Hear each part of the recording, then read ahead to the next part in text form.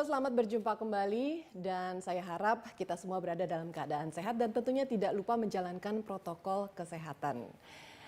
Anda berjumpa kembali dalam program Leaders Corner, special interview with Menpora bersama saya Frida Litwina. Lahirnya desain besar olahraga nasional tentunya membawa angin segar bagi dunia keolahragaan di Indonesia dan tentunya bagi peningkatan prestasi para atlet di Indonesia. Namun kita tahu bahwa prestasi bukanlah sesuatu yang instan dan terjadi begitu saja, namun membutuhkan proses yang cukup panjang. Dan tentunya ini berkaitan dengan tata kelola, pembinaan, dan pengembangan ekosistem keolahragaan di Indonesia. Untuk itulah desain besar olahraga nasional ini dibuat melalui berbagai tahap yang meliputi periode 2021 hingga 2045. Dan desain besar olahraga nasional ini tentunya kita harapkan dapat memberikan hasil kinerja yang dapat dirasakan oleh kita semua. Namun bagaimana penerapan dan bagaimana pula arah kebijakan dari DBON ini? Kita akan berbincang-bincang selama 1 jam dengan Menpora, Menteri Pemuda dan Olahraga Zainuddin Amali. Pak Zainuddin, terima kasih atas waktunya bersama CNN Indonesia. Iya, sama-sama. Pak Zainuddin, desain besar olahraga nasional ini sudah dikeluarkan perpresnya oleh Pak Jokowi bulan September lalu ya Pak ya. Betul. Nah, apa yang melatar belakangi pembuatan dari desain besar olahraga nasional ini? Ya, ini berawal dari kerisauan. Pak Presiden ini risau. Kok prestasi olahraga kita segitu-segitu aja. Padahal bila dibandingkan dengan negara-negara lain yang populasinya mungkin lebih sedikit dari kita, kemudian luasnya lebih kecil dari kita, dan tetapi mereka punya prestasi yang bagus. Dan jumlah Ya, dari penduduknya juga betul. kita sangat-sangat besar ya Pak ya. Jadi tepatnya pada peringatan Hari Olahraga Nasional yang ke-37, 9 September 2020, Pak Presiden itu sambutan dan memberikan arahan. Nah, dalam arahannya beliau itu menyampaikan bahwa kita nggak bisa diamkan situasi seperti ini. Makanya saya diminta untuk melakukan review total tentang ekosistem pembinaan prestasi olahraga nasional. Beliau sampaikan tidak masuk di akal. Kita ini lebih dari 267 juta ketika itu ya penduduk Indonesia. Masa mencari talenta aja susahnya setengah mati. Iya. Berarti ada yang salah. Mungkin manajemennya yang salah, caranya yang salah. Nah itu yang ayo review total. Tapi ini kan sudah berlangsung sedemikian lama Pak, bertahun-tahun dari dulu prestasinya begitu-begitu saja. Apa Betul. sih yang membuat Presiden saat ini, Pak Jokowi kemudian bisa bangun dan merasa aduh ada yang salah nih, mesti kita review nih. Iya, mungkin kerisauan beliau itu sudah lama ya sejak awal-awal, cuma belum ada yang bisa menangkap itu. Nah dari situ kemudian langsung perintahnya jelas pada Menpora, saya minta untuk koordinasi dengan stakeholder dan hasilnya segera laporkan pada saya. Dari perintah itu kemudian saya mendiskusikan dengan KONI, dengan KOI, dengan NPC, dengan KORMI, dan stakeholder olahraga lainnya. Kemudian juga saya keliling ke perguruan tinggi. Saya diskusi dengan para profesor ilmu keolahragaan karena kan mereka tahu tentang situasi yang ada selama ini. Ternyata begitu kita dapatkan semua masukan dari diskusi itu, prestasi yang kita dapatkan sekarang ini Frida, itu by accident.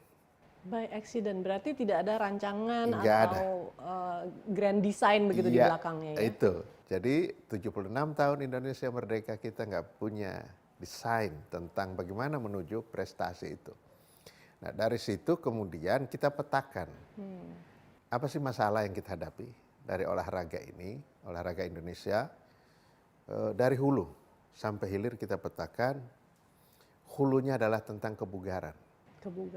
Masyarakat kita, physical condition dari masyarakat Indonesia. Betul, karena untuk mendapatkan talenta, untuk mendapatkan bibit yang unggul, itu harus lahir dari masyarakat yang bugar. Kalau masyarakatnya nggak bugar ya nggak mungkin kita bisa dapatkan itu. Nah, setelah kita lihat yang pertama itu adalah tingkat kebugaran masyarakat kita rendah. Itu ternyata rendah ya? Iya, dan itu bisa dibuktikan pada saat pandemi. mereka yang terpapar, tetapi kalau dia bugar itu pasti 4-5 hari sudah recovery. Tapi kalau yang tidak bugar itu bisa fatal malah ya, ada meninggal dan sebagainya. Nah itu kemudian hal-hal lain, orang tua itu banyak yang tidak ikhlas anaknya mau jadi atlet karena masa depan nggak jelas. Oke, jadi di samping masalah memang kebugaran kita juga masih kurang, ada halangan berikutnya nih dalam suatu keluarga orang tua belum terlalu rela kalau anaknya jadi atlet ya Pak. Kan kita lihat rata-rata atlet-atlet kita kan berasal dari keluarga-keluarga yang kurang mampu dan lain sebagainya. Nah di situ mungkin ini harapan mereka untuk bisa memperbaiki. Tetapi bagi yang misalnya sejak lahir gizinya sudah baik dan sebagainya, itu mikir untuk menjadi atlet kan masa depan nggak jelas. Kemudian tentang sekolah juga mereka itu beda dengan di luar negeri. Luar negeri itu kan kurikulum sudah disesuaikan dengan aktivitas seorang yang menjadi atlet, sehingga prestasi di bidang olahraga itu bisa dikonversi menjadi prestasi akademik.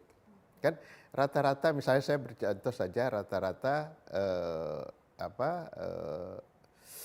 olahraga golf ya, golfer kita itu rata-rata dari perguruan tinggi, mulai dari Tiger Woods, Phil Mickelson segala macam, nggak ada yang ini, semua mereka dari perguruan tinggi dan perguruan tinggi ternama.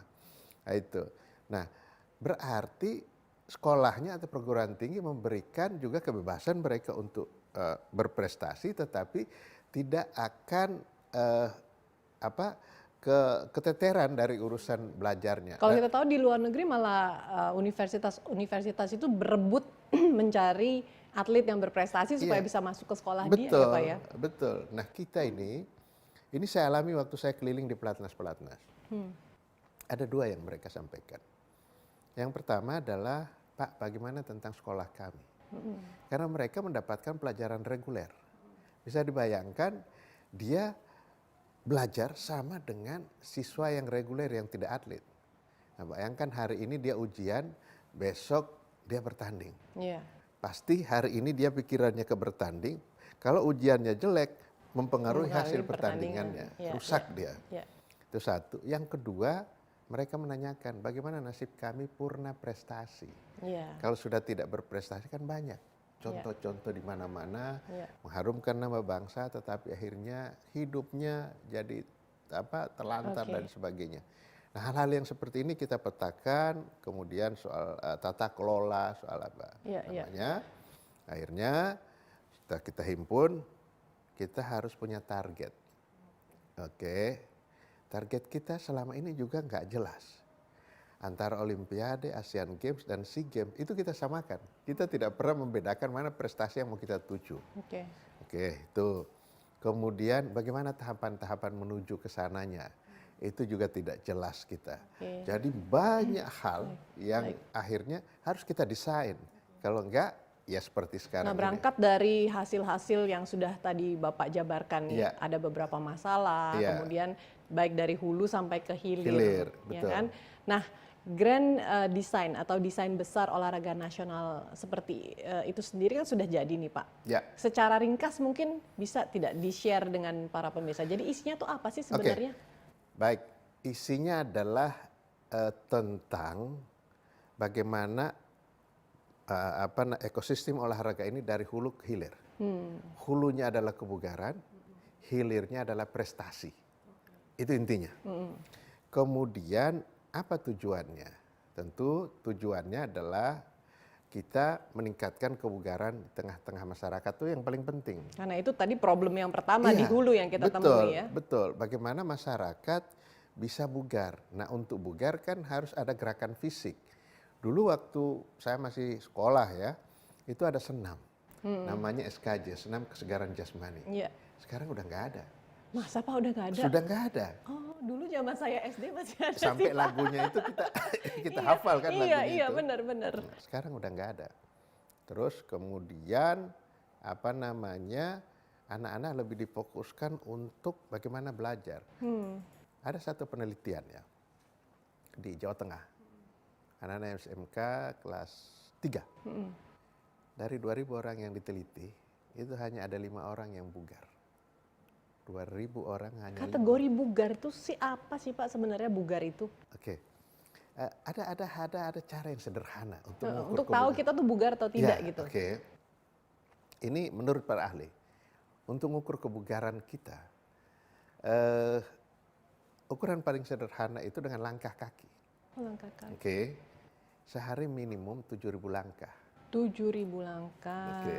Oke. Nah, Satu. kita kan nggak mungkin dong Pak ngitungin sehari jalan berapa ribu. Mesti pakai itu ya, alat Ya, itu ya Pak sekarang ya. kan ada di kan, handphone, ada di iya, jam tangan gitu ya. bukan cuma jam tangan, ada murah banget, murah, sekitar 300-an ribu kalau nggak salah itu dijual, dan itu kita pakai aja, kita bisa tahu. Jadi on average 7.000 steps ya. Nah, itu minimum. Tahu nggak berapa rata-rata hasil penelitian Iya. langkah kaki orang Orang Indonesia? Indonesia. 3.500. Males Pak, polusi soalnya kalau jalan jauh-jauh. Jadi Iya. kita naik mobil aja. Betul, dan kita sudah terbiasa dengan kehidupan modern kali mungkin ya. Iya, iya. Keluar rumah, kita naik mobil. Iya, iya. Oke, begitu naik mobil, jalan, sampai di kantor, jalan sedikit, naik lift. Iya, betul. Sehari-hari begitu. Iya. Nah, kita mau supaya olahraga ini menjadi lifestyle. Itu intinya, ininya dari Oke. itu yang pertama. Oke. Itu banyak yang akan saya jelaskan berikutnya. Oke, kita break dulu kalau Ya, gitu ya. Tadi kan oke. salah satu dari Grand Design ya, desain besar olahraga nasional itu adalah membugarkan masyarakat Indonesia. Next-nya apa? Oke. Kita temukan di segmen berikutnya setelah jeda berikut ini. Tetaplah bersama kami.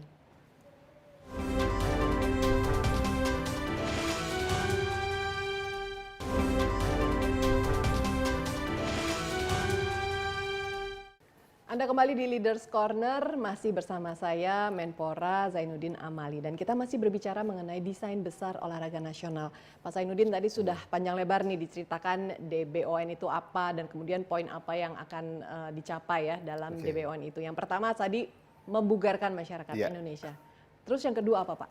Yang kedua, DBON ini dimaksudkan untuk menjadi panduan. Panduan untuk para pelaku olahraga. Kan selama ini kita bergeraknya sendiri-sendiri. Pemerintah pusat jalan sendiri, pemerintah provinsi sendiri, pemerintah kabupaten kota sendiri. Sehingga tidak ada sinergi antara daerah dan sampai ke tingkat pusat. Di tingkat pusat pun sama. Jadi orang memandang seolah-olah urusan olahraga itu hanya menjadi urusan Kementerian Pemuda dan Olahraga, urusan Menpora saja.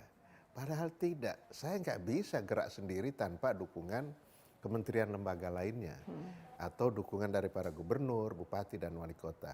Nah, di situ diatur, di situ diatur semua, bahkan tim koordinasi di tingkat pusat itu langsung dipimpin oleh Bapak Wakil Presiden.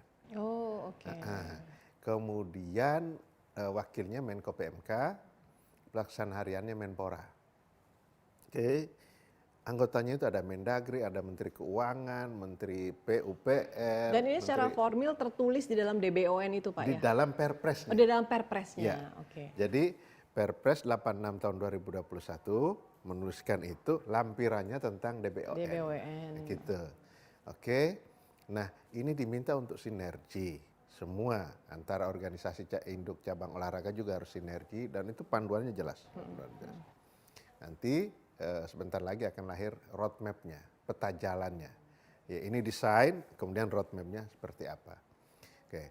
Yang selanjutnya adalah kita ini mau menuju kemana. Ya. Oke. Akhirnya diputuskan bahwa target utama kita Olimpiade. Olimpiade targetnya, bukan SEA Games, Asian Games dulu Pak? Tidak. Asian Games dan SEA Games itu adalah sasaran antara saja. Oh, oke. Itu. Tetapi bagaimana menuju Olimpiade? Tadi sudah disampaikan bahwa target kita sampai 100 tahun Indonesia merdeka. Oh, oke. Yakni 2045. Nah, oke, tahapan-tahapannya ada itu perencanaannya ya. Tetapi ukuran-ukurannya harus melalui Olimpiade. Olimpiade ke Olimpiade itu. Jadi kira-kira kalau yang dekat dengan 2045 itu adalah 2044. Olimpiade 2044 kita belum tahu di Belum mana. tahu. Masih lama Pak, masih Iya. 20-an tahun lagi Iya, ya betul. dari sekarang. Tetapi ya. harus sekarang, Iya. dari sekarang. Dari sekarang harus kita sudah kita rancang itu, karena menurut para ahli untuk menghasilkan satu prestasi yang optimal itu dibutuhkan waktu 10.000 jam atau 10 tahun. Berarti untuk menuju ke sana kita harus sudah persiapkan. Nah, targetnya memang ini sangat ambisius. 2044, Olimpiade 2044 dan Paralimpiade 2044, Indonesia itu berada di peringkat 5 dunia. 5 dunia. Ya. Sudah dicantumkankah emasnya dari cabang mana saja? Belum. Belum ya Pak ya? Belum. Nah, awalnya saya itu termasuk yang nggak percaya. Masa sih kita bisa dengan, kan tahu sekarang peringkatnya berapa? Iya kan? Ratusan lah Mas. Tetapi kemudian diyakinkan oleh para profesor, oleh para praktisi, para pelaku olahraga, bisa asal kita fokus. Sekarang ini kan banyak cabang olahraga dibina oleh kita. Di KONI itu ada sekitar 72 atau 73 cabang olahraga. Nah, fokus kita kemana? Yang pertama kita cari cabang olahraga yang dipertandingkan di Olimpiade. Oke. Jadi Olympic number. Memang nomor-nomor Olimpiade. Jadi kita fokus di cabang-cabang yang nantinya memang akan dipertandingkan di Olimpiade. Betul. Dimulai dari cabang-cabang olahraga itu. Ya, karena target kita kan Olimpiade. Supaya nyambung gitu loh. Oke, nah kita pilih.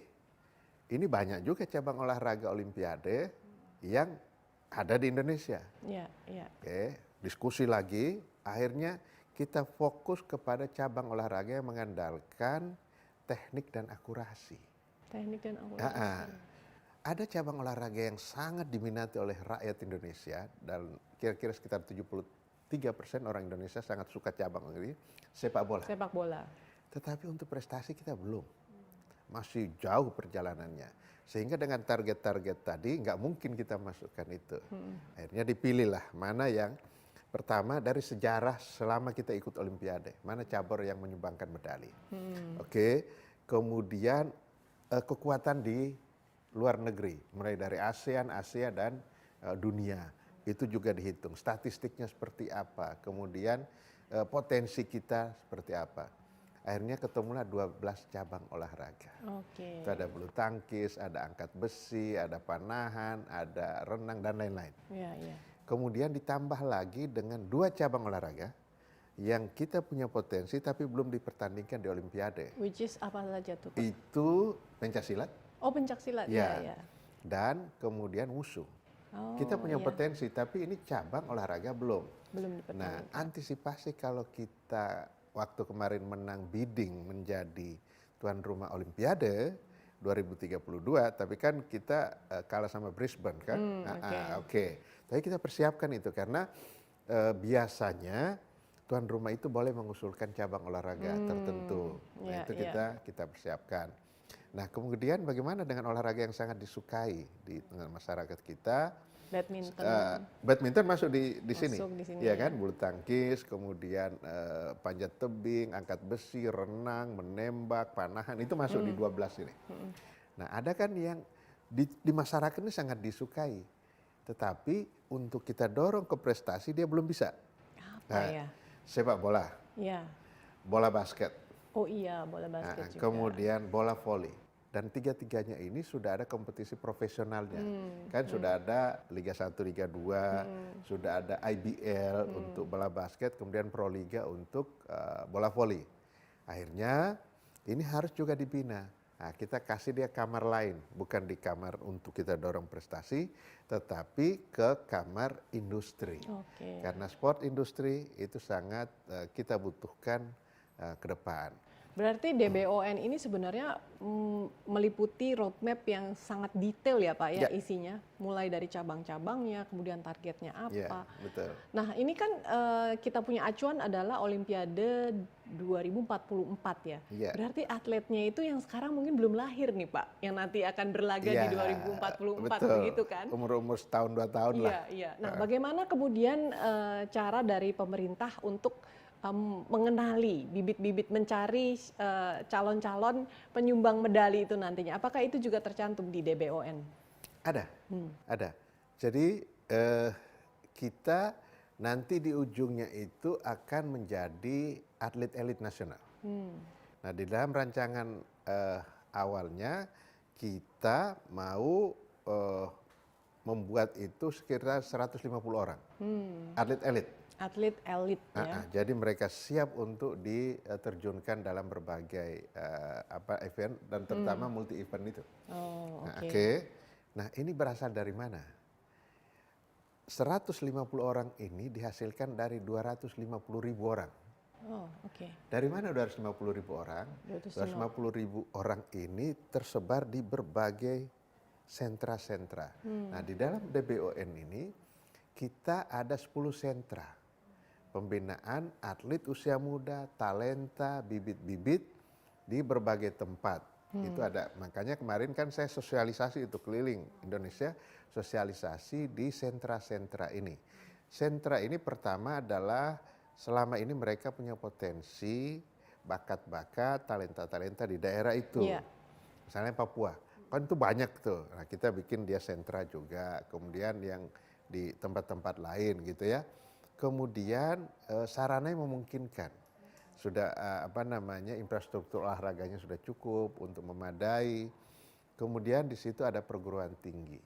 Perguruan tinggi apa kebutuhan kita untuk dukungan sport science.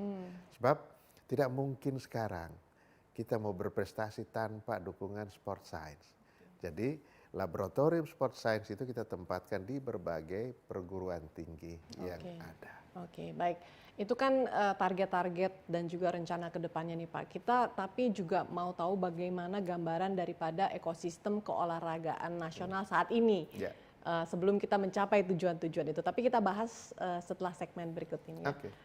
Tetaplah bersama kami, Leaders Corner with Menpora masih akan kembali sesaat lagi.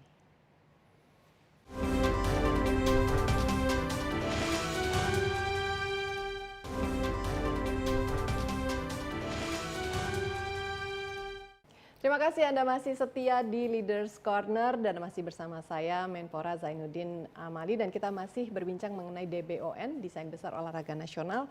Pak Zainuddin, ekosistem pembinaan olahraga nasional yang ada nih sekarang, gambarannya seperti apa Pak? Yang existing. Yang eksis. Gitu. Oke. Kita, seperti saya sampaikan tadi, prestasi itu muncul by accident. By accident. Kita nemu ada seorang yang berbakat, kemudian kita bina itu hanya ke dia tujuan kita. Kita tidak pernah mempersiapkan ya lapisan di bawahnya. Di luar negeri itu sudah sangat berbeda. Selesai masa kejayaan atlet yang satu ini, di sini sudah menunggu, sudah yang menunggu. akan menggantikan. Sudah menunggu. Kita nggak usah jauh-jauh deh di ASEAN. Ya, saya beri contoh ini karena sama-sama Frida juga suka olahraga ini. Oh iya. Ya oke. Thailand. Betul. Ya, di pegolf putrinya. Iya. Kan begitu ini selesai ada lagi satu lagi. Yang yang laki juga begitu, yang pegolf pria begitu Tong Jai Jaidi selesai, itu sudah ada banyak sampai si Jazz sampai segala macam dibawa. Nah kita enggak. Kita begitu Rory selesai, udah nggak ada lagi di bawahnya kita. George Gandra. Iya kan? Iya. Itu dan akhirnya kita nggak bisa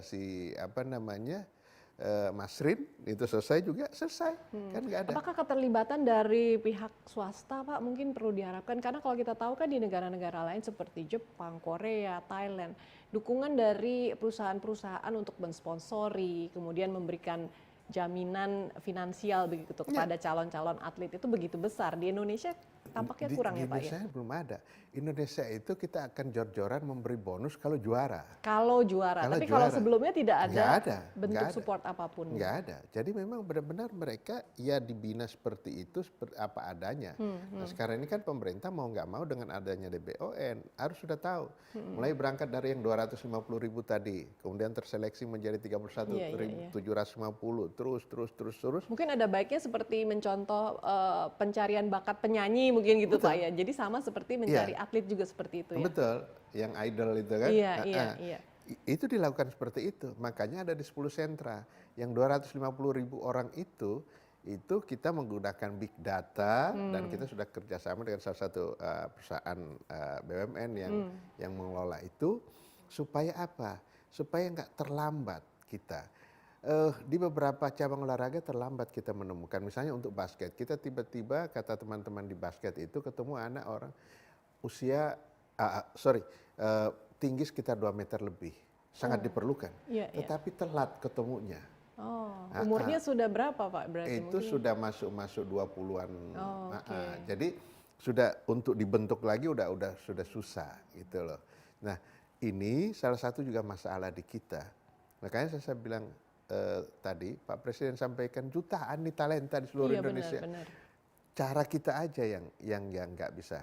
Oke, nah itulah ekosistem kita sekarang ini. Nah kalau bicara mengenai reward, ya. begitu kan tadi katanya Pak Zainuddin setelah dia berprestasi kemudian baru dikasih reward atau penghargaan. Apakah di dalam DBON ini kemudian ada suatu plan yang berbeda begitu bahwa sebelum dia berhasil ada bentuk-bentuk motivasi yang akan diberikan sebelum prestasi tersebut dicapai misalnya? Seperti apa Pak desainnya?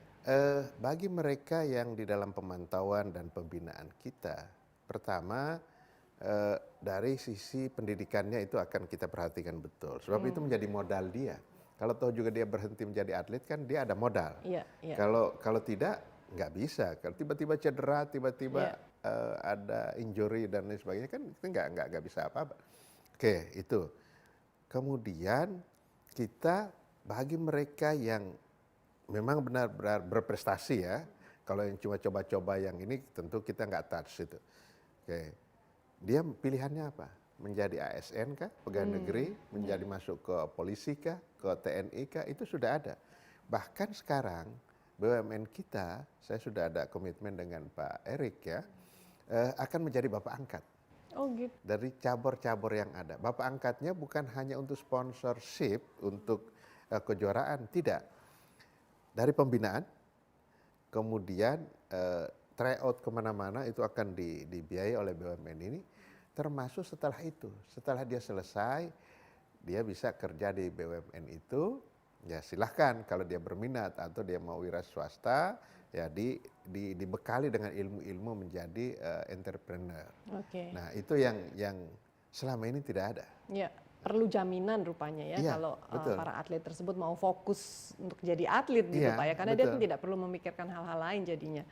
Nah dalam menjalankan visi misi dari DBON ini ada yang disebut prinsip, ini saya kutip ya Pak, MAS, Excellence, Measurable, Accountable, dan Systematic and Sustainable. Nah ini apa maksudnya nih Pak prinsip ini? Apakah tadi yang sudah dijelaskan memang semuanya pangkal dari prinsip ini? Iya, ini berkaitan. Gini, akuntabel itu kita lihat dari tata kelola. Mulai dari tata kelola pengelolaan pembinaannya. Kan berbeda-beda sekarang ini, nggak ada standar. Nah ini kita akan standarisasi. Kemudian dia juga harus sistematis. Excellence, measurable, accountable, systematic, sustainable. Ya, betul. Excellent itu berarti ada sistem yang kita gunakan dan dia tidak bisa ya karena punya bakat saja. Tidak boleh by accident aja. Iya, by gitu accident itu. Kemudian sekarang ini kita tidak mungkin lagi melepaskan dari sport science. Nah, sport science itu yang akan memandu. Misalnya sekarang saya beri contoh, kita target Olimpiade 2032. Berarti usia 23 saat itu ya, 23-24 kan itu peak performance. Nah maka kita cari anak-anak yang sekarang umur 10, 11, 12, 13. SD, SMP dong Pak ya range-nya ya? Ya, sekitar segitu. Karena kalau sudah lewat dia sudah susah untuk dibentuk. Dan kemudian kita akan buat sistemnya dia. Akan buat sistemnya dia. Kemudian sesuai tidak dengan kondisi anak ini. Dia kepingin main bulu tangkis. Ternyata dia cocoknya karate misalnya gitu. Nah itu yang measurable itu tadi itu yang benar-benar kita sesuai dengan apa yang dia ini kan. Kemudian sistematikanya ada. Itu saya bilang tadi 250, kemudian terseleksi 31.750, kemudian 3.750, 750 dan terakhir 150. Jadi berjenjang. Dan ini tidak boleh putus, sustainable. Terus. Ini kelihatan atlet ini sudah mau selesai. Nah, di sini sudah ada 3-4 pelapis lagi. Nah, dorong. Oke. Itu. Baik, menarik sekali Pak grand design dari olahraga nasional ini. Tapi tentunya para pemirsa juga ingin tahu bagaimana sih nanti detail pelaksanaannya. Karena DBON ini begitu besar cakupannya, begitu ambisius Pak ya. Tapi kita mau tahu benar nggak sih bisa dicapai. Nanti kita gali lebih dalam detail-detail mengenai DBON ini. Tapi setelah jeda berikut, pemirsa tetaplah bersama kami, Leaders Corner bersama Menpora Zainuddin Amali akan segera kembali sesaat lagi.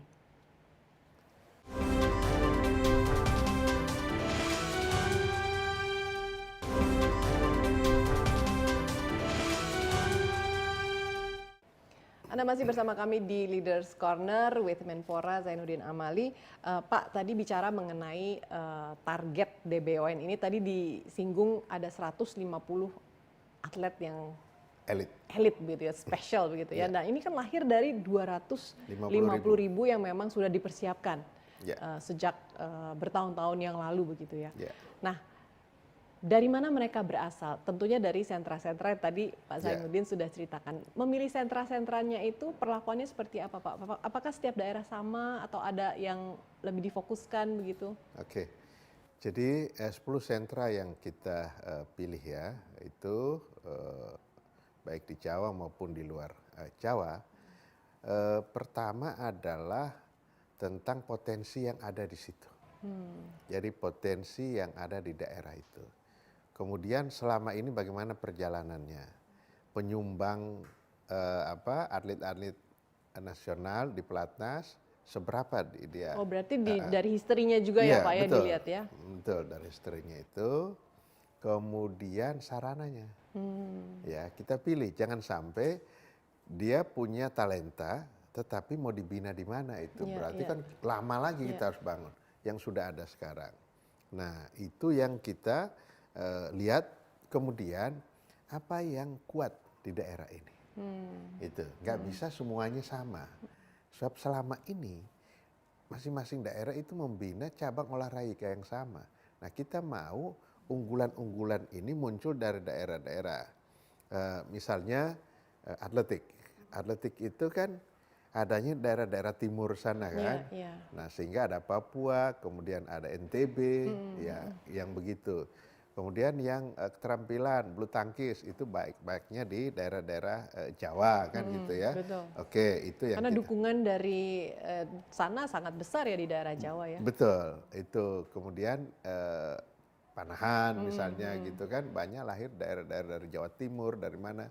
Nah hal-hal yang seperti ini menjadi perhatian kita sehingga nanti kepada daerah-daerah ini kita akan pandu. Anda sebaiknya membina ini.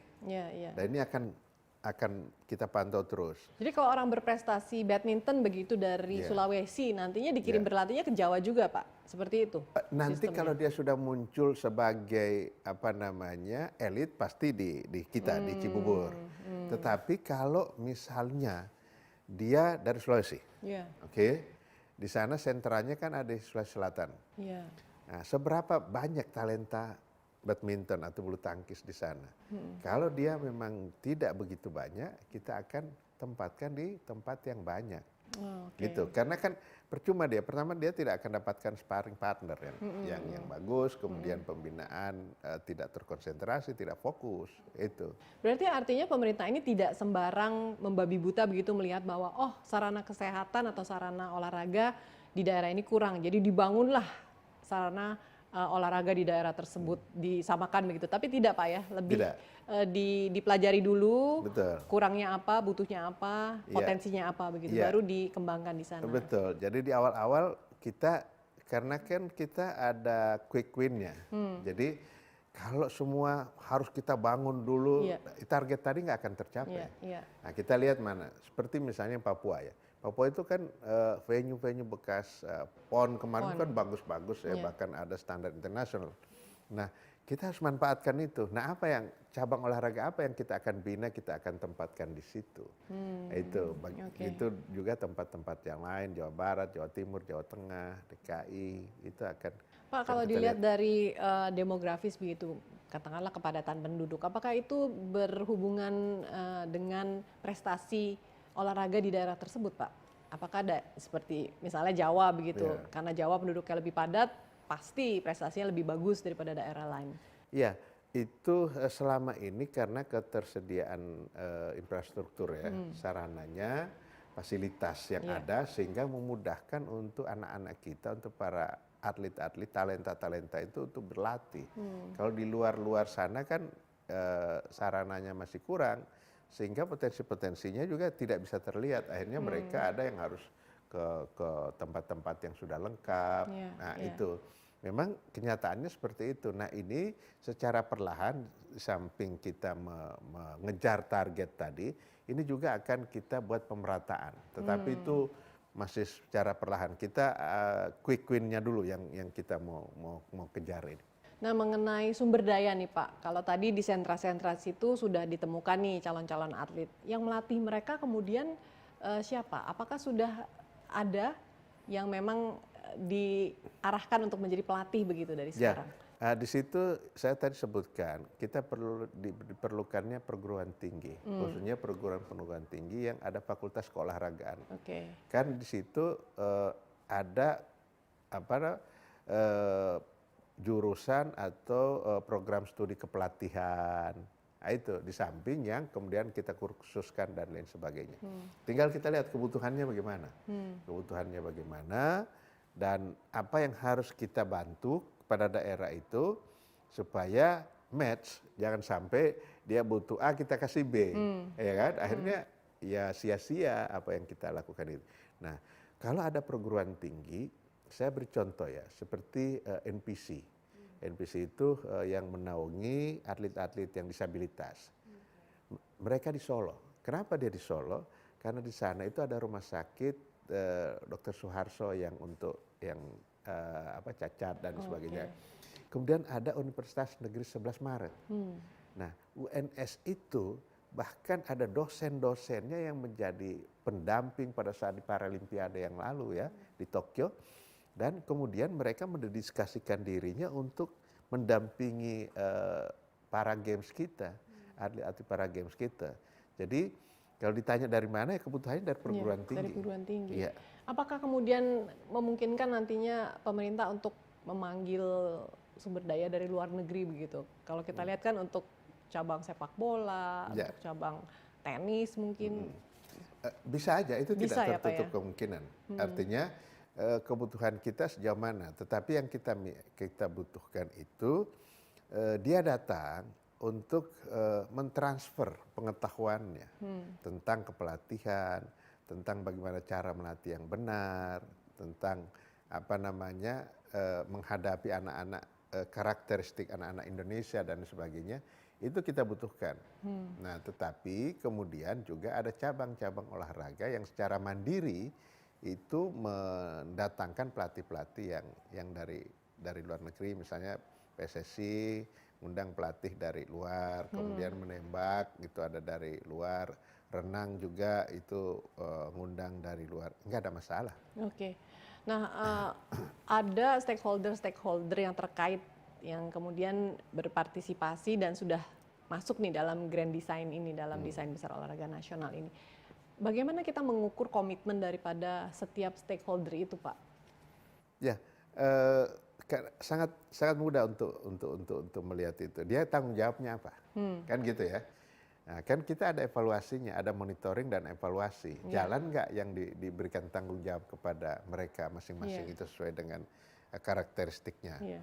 Kan kalau tidak ya kita beritahu. Kan sekarang kan justru itu kan Pak Jokowi jadi risau karena sementara ini kita berasumsi mungkin bahwa para stakeholder tersebut kurang berkomitmen dalam menjalankan tugasnya, sehingga timbullah problem ini bahwa olahraga di Indonesia ini masih kurang berprestasi begitu Pak. Ya, jadi bisa juga mungkin karena nggak ada panduannya. Jadi kalau tidak ada panduan, semua orang bisa menggarap satu hal yang sama. Iya, iya, iya. Nah, dalam desain besar olahraga nasional itu sudah dibagi-bagi. Siapa yang garap apa, siapa yang tanggung jawab apa, gitu. Jadi makanya kan kita review total tentang ekosistem ini karena menyangkut stakeholder ini. Nah, stakeholder misalnya KONI itu urusannya apa, kemudian Komite Olimpiade urusannya apa, NPC urusannya apa, KORMI urusannya apa. Sebenarnya kita tinggal mempertegas saja bagian masing-masing. Kemudian induk-induk cabur itu apa tanggung jawabnya, pemerintah apa tanggung jawabnya. Itu kalau di DBON ini itu kita rincikan apa yang menjadi tanggung jawabnya masing-masing. Oke, kita masih lanjut Pak di segmen berikutnya untuk berbicara mengenai DBON ini, tapi kita mau jeda dulu sekali lagi. Pemirsa tetaplah di Leaders Corner, kami kembali sesaat lagi.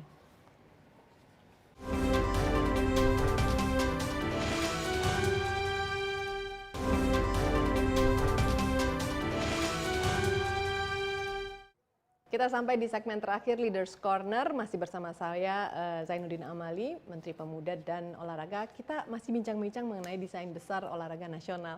Pak, setelah tahu secara rinci nih DBON itu apa, targetnya apa, prospeknya ke depan apa yang kemudian dihasilkan oleh DBON ini terhadap sports tourism mungkin?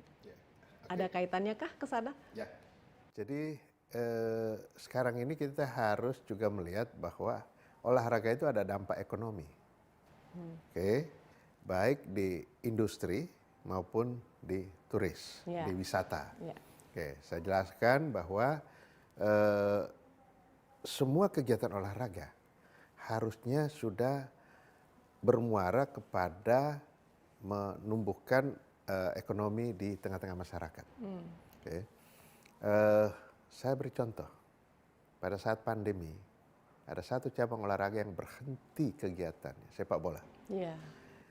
Hampir setahun berhenti sepak bola. Karena close contact kan ya, itu ya Pak? Betul. Jadi saya dapatkan informasi dari teman-teman PSSI dan IBL. Kita kehilangan 3 triliun. Betul. Pemain kehilangan penghasilan, pelatih, panitia, segala yang termasuk penjual minuman, penjual gorengan dan lain sebagainya itu mereka tukang parkir kehilangan. Jadi ini benar-benar sudah jadi sumber penghasilan banyak orang. Nah, kita tinggal kemas saja seperti apa. Industri itu ada industri barang, ada industri jasa. Industri barang tentu perusahaan-perusahaan yang menghasilkan peralatan-peralatan olahraga seperti sepeda, bola, alat panah dan lain sebagainya. Itu berkembang luar biasa. Tapi kita ada tantangan. Tantangannya adalah dari sekian banyak, kita punya 250 perusahaan yang masuk dalam database Kemenpora. Hanya ada satu yang masuk dalam standarisasi dan sertifikasi Federasi Internasional, International Federation. Kenapa bisa begitu Pak? Hanya satu dari 200? Harus 250. Nah, kenapa? Karena sangat ketat kualitinya. Kemudian kita sudah puas dengan pasar dalam negeri saja. Kita tidak mencoba. Karena begitu besar pasar dalam negeri. Betul. Jadi kita tidak pernah mencoba bagaimana kualitas kita bisa tingkatkan sehingga terstandarisasi, tersertifikasi. Itu bicara barang. Belum lagi kita bicara tentang jasa. Kemarin kita begitu lihat meriah pembukaan PON, ya, dan opening dan closingnya luar biasa. Itu ratusan miliar biayanya. Untuk event organizer yang melakukan itu. Tetapi itu belum sepenuhnya kita tetap masih membutuhkan konsultan dari luar. Nah ini kan devisa kita terbang lagi. Itu masih pakai konsultan dari luar? Masih. Karena kita itu belum mampu secara sepenuhnya itu. Artinya kalau mau bagus ya kelasnya ya harus begitu. Berarti kan ini peluang pasar. Untuk kita bisa isi, masa sih kreativitas orang Indonesia kan luar biasa. Nah, itu. Jadi itu kemudian kita bicara soal sport tourism. Sport tourism ini potensi Indonesia luar biasa dibandingkan dengan negara-negara lain. Kita mau apa? Mau laut, mau nyelam, mau apa, dan mau olahraga-olahraga laut dan lain sebagainya, lengkap di sini. Mau panjat tebing, mau ke gunung, mau apa Mau juga. golf. Iya. Nah, kita mau apa namanya arung jeram. Kita mau main golf. Lapangan-lapangan golf di Indonesia yang saya dengar dari orang-orang yang pernah main, ini surganya orang main golf. Betul. Tetapi kenapa itu belum bisa maksimal menjadi potensi? Karena kita belum kelola sebagai paket-paket wisata. Di negara-negara lain itu sudah jadi paket wisata. Itu saya dapat informasi misalnya di Thailand. Kalau kita main golf di Thailand itu jualannya paket. Tiket, akomodasi, kemudian jalan-jalannya, wisatanya, belanja-belanjanya, itu udah dijual. Jadi mainnya pagi, siangnya Iya. city tour begitu Iya, Pak ya? betul. Itu sudah banyak. Kita kan belum. Orang datang saja, dia wisata apa, kemudian dia ikut main. Tidak include. Nah, hal-hal yang seperti ini tentu peluang pasarnya luar biasa. Kemudian apa namanya potensi-potensi ekonomi ya di kita. Saya yakin kalau kita garap dengan benar, ini sih dolar US yang kita akan dapatkan dari sini. Thailand, satu saat saya pernah ngobrol ya dengan petinggi yang ada di sana. Dulu kan kita kenal bahwa mereka itu mengandalkan wisata hiburan. Oke. Sekarang dia mulai geser pelan-pelan ke sport tourism. Dia mulai menjual paket-paket, padahal kan dengan segala hormat kita lebih lengkap. Mau apa, mau laut, mau gunung, mau ini semuanya kita punya. Gitu. Tetapi kita belum menggarap itu. Berarti ini ada keterlibatan dari pihak swasta yang juga diharapkan seperti misalnya travel agencies ya Pak ya untuk mempromosikan hal-hal tersebut kan? Betul. Jadi kita harapkan misalnya mereka yang bergerak di bidang wisata mulai melihat, mulai melirik apa yang bisa dijual, paket-paket apa yang bisa dijual ke luar negeri. Nih kalau mau apa berendam, mau nyelam, mau apa di sini, ya kan? Mau apa olahraga laut di sini nih tempatnya, nih harganya sudah semuanya kita. Jangan dia datang ke sini dia mikir saya mau nginap di mana, gitu. Jadi potensinya luar biasa. Nah di dalam desain besar olahraga nasional itu kan cakupannya adalah olahraga rekreasi, olahraga pendidikan, olahraga prestasi. Di samping itu ada industri olahraga dan wisata olahraga. Lengkap semuanya kita urusin di dalam DBON ini. Nah ini perpresnya kan baru keluar September lalu ya Pak ya. Bagaimana upaya dari mensosialisasikan DBON ini kepada stakeholdersnya dan juga masyarakat Indonesia secara keseluruhan. Dan ini inisiasinya harus datang dari Kemenpora dong ya Pak ya untuk mensosialisasikan. Iya, saya sudah berkeliling di 10 provinsi, 10 sentra yang tadi itu menyampaikan, situ kita hadirkan para gubernur, kemudian pemerintah-pemerintah kabupaten kota juga hadir di situ. Kita sampaikan ada loh tanggung jawab Anda di dalam Perpres ini. Seperti yang saya sampaikan, yang saya ceritakan tadi, di provinsi itu ketua tim koordinasinya gubernur. Sambutannya gimana tuh Pak? Wah, antusias luar biasa. Mereka sangat antusias. Mereka merasakan bahwa selama ini kami bergerak tanpa panduan. Nah ini saatnya udah datang. Sekarang ada panduannya. Guideline-nya ya. Betul, sehingga mereka jelas pengeluarannya itu untuk apa. Gitu. Kalau selama ini kan dia mengeluarkan pembiayaan-pembiayaan untuk olahraga, tapi target dan lain sebagainya kan dia tidak pernah ukur kan begitu. Nah ini dengan seperti ini dia punya kewajiban untuk pertama menyumbang atlet untuk elit. Dari situ pembinaannya. Kemudian untuk kebutuhan daerahnya sendiri. Jadi sehingga mereka senang. Rata-rata yang saya datangi itu luar biasa. Mereka sangat apresiasi dan gembira. Dan kemudian kan tuan rumahnya itu selalu saya buat di perguruan tinggi. Sehingga kolaborasi antara pemerintah provinsi dengan perguruan tinggi di tempat itu bisa tersinergi dengan baik.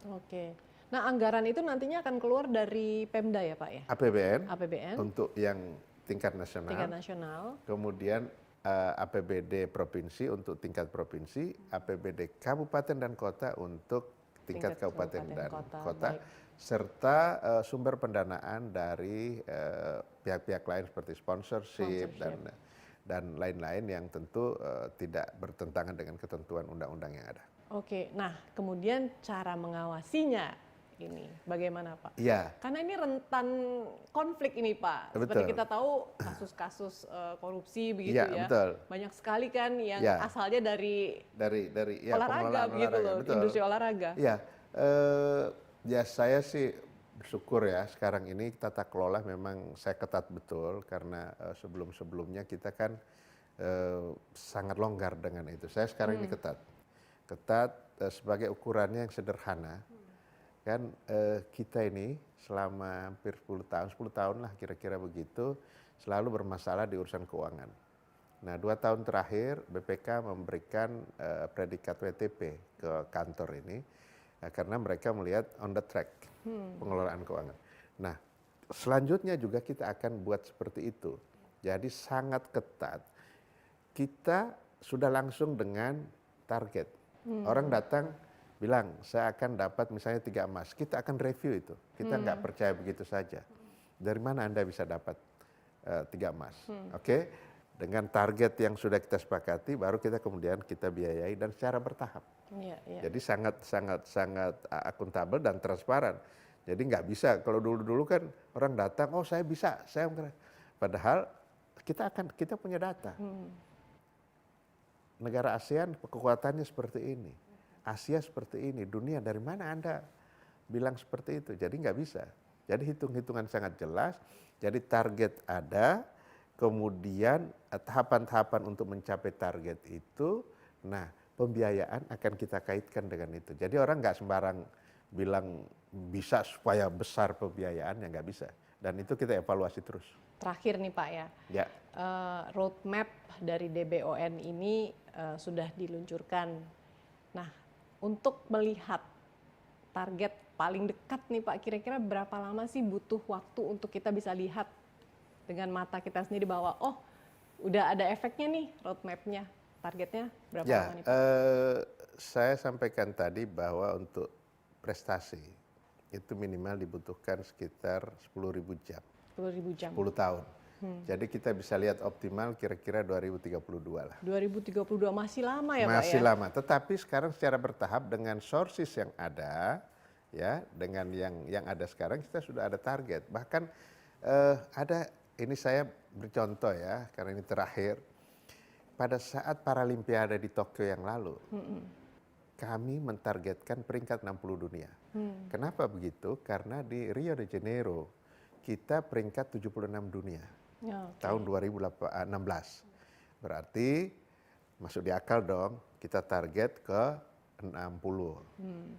76 naik 60. Berapa yang didapat oleh Indonesia?